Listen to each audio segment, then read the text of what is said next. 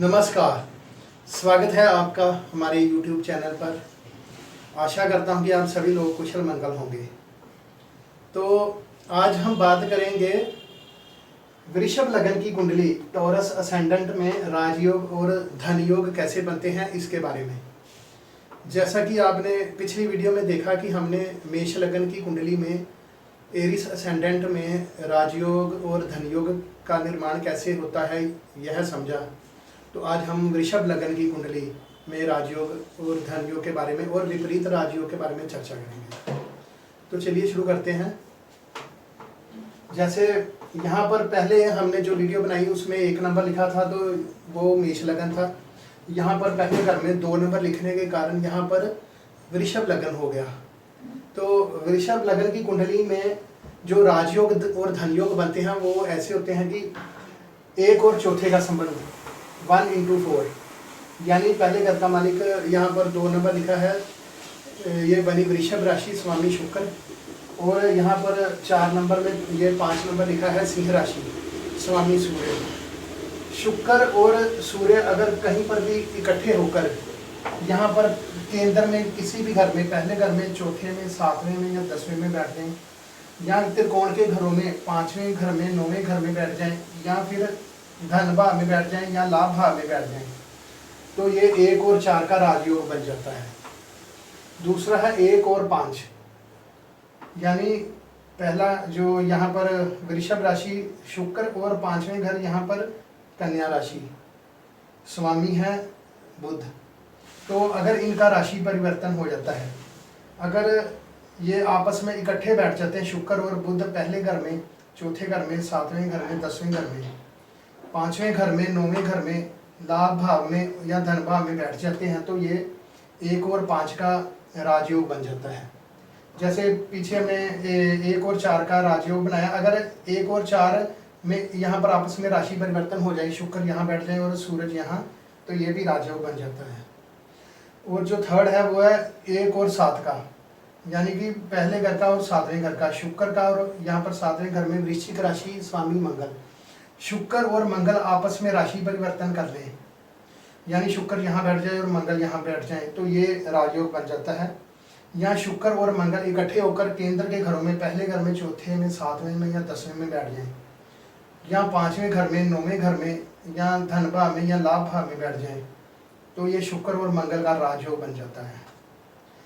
जो अगला है चौथा वो है 1 और 9 का, यानी कि शुक्र और शनि का, मकर राशि यहाँ पर शनि, यानी कि शुक्र और शनि का राशि परिवर्तन हो जाए, शुक्र यहाँ बैठ जाए और शनि यहाँ बैठ जाए, ये राजयोग बन जाएगा। यहाँ शुक्र और शनि दोनों इकट्ठे होकर केंद्र के घरों में बैठ जाएं, यहाँ त्रिकोण के घरों में बैठ जाएं, लाभ भाव में बैठ जाएं या धन भाव में बैठ जाएं, तो ये राजयोग बन जाएगा 1 और 9वें घर का केंद्र त्रिकोण राजयोग।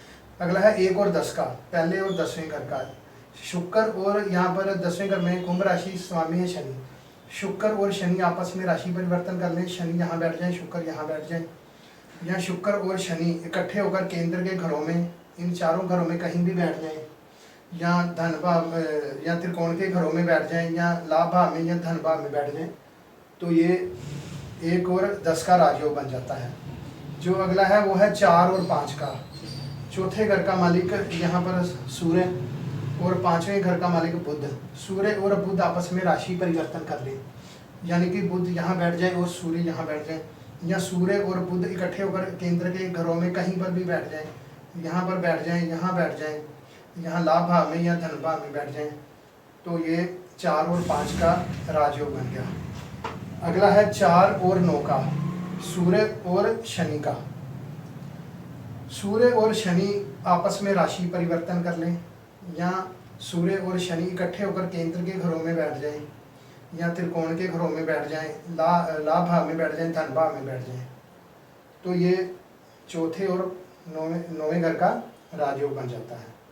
अगला है 5वां और 7वां।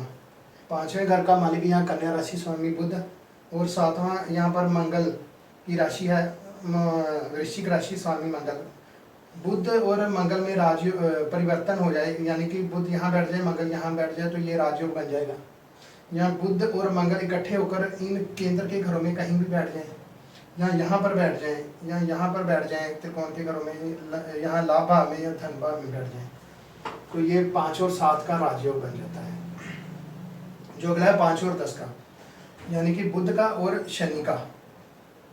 यहाँ पर बुध और शनि का आपस में राशि परिवर्तन हो जाए, या फिर बुध और शनि इकट्ठे होकर यहाँ केंद्र के घरों में बैठ जाएं, या 5वें घर में बैठ जाएं, 9वें में लाभ भाव में या धन भाव में बैठ जाएं, तो ये 5 और 10 का 5 और 10 का राजयोग है। अगला है 7 और 9 का, यानी कि यहाँ पर वृश्चिक राशि मंगल और यहाँ पर मकर राशि स्वामी शनि। मंगल और शनि राशि परिवर्तन कर लें, मंगल यहाँ बैठ जाएं, शनि यहाँ बैठ जाएं, तो यह राजयोग बन जाएगा। या मंगल और शनि इकट्ठे होकर केंद्र के घरों में कहीं पर भी बैठ जाएं, या त्रिकोण के घरों में बैठ जाएं, 5वें में, 9वें में, 11वें घर में बैठ जाएं, दूसरे घर में बैठ जाएं, तो ये 7 और 9 का राजयोग बन जाएगा। अगला है 9 और 10 का, यानी कि शनि और 10वें घर का मान लीजिए भी यहीं यहाँ पर शनि बनते हैं।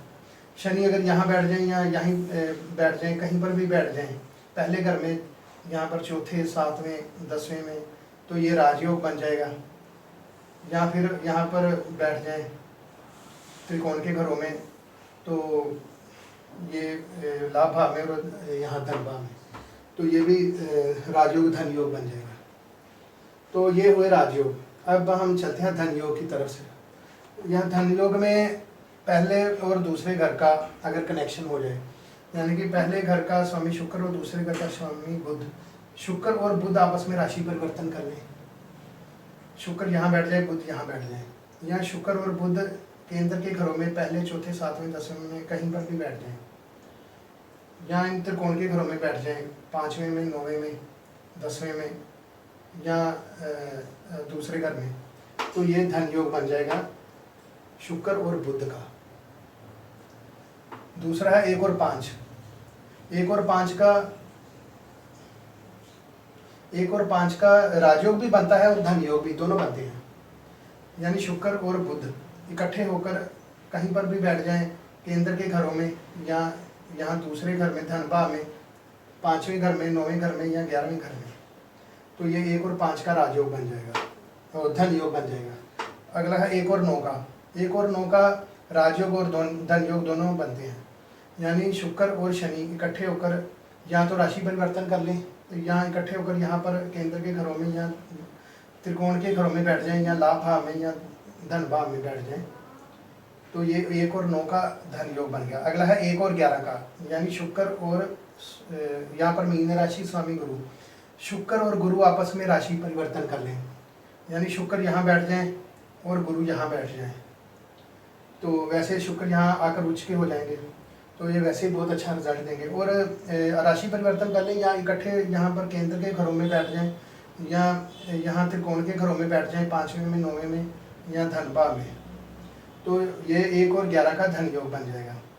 अगला है 2 और 5 का, यानी कि बुध और 5वें घर का स्वामी यहाँ पर कन्या राशि, ये भी बुध, दूसरे और 5वें घर के स्वामी बुध बनते हैं। बुध अगर यहाँ बैठ जाएं, या दूसरे घर में ही बैठ जाएं, या केंद्र के घरों में बैठ जाएं, ठीक है, या यहाँ पर 9वें घर में बैठ जाएं, या 11वें घर में बैठ जाएं, तो ये धन योग बन जाएगा।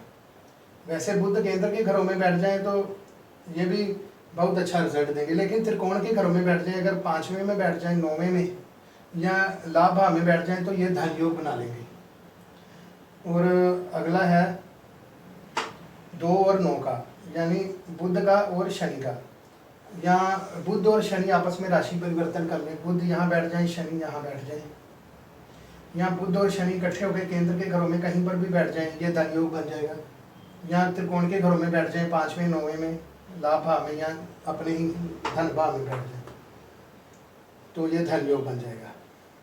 अगला है 2 और 11 का, यानी बुध और गुरु का। बुध अगर यहाँ बैठ जाएं और गुरु यहाँ बैठ जाएं, तो राशि परिवर्तन हो गया, ये महाधन योग बन जाएगा। यहाँ बुध और गुरु इकट्ठे होकर केंद्र के घरों में कहीं भी बैठ जाएं, पहले, चौथे, 7वें, 10वें में, या 5वें घर में या 9वें घर में, तो ये बुध और गुरु का धन योग बन जाता है। अगला है 5 और 9 का, यानी बुध और शनि का।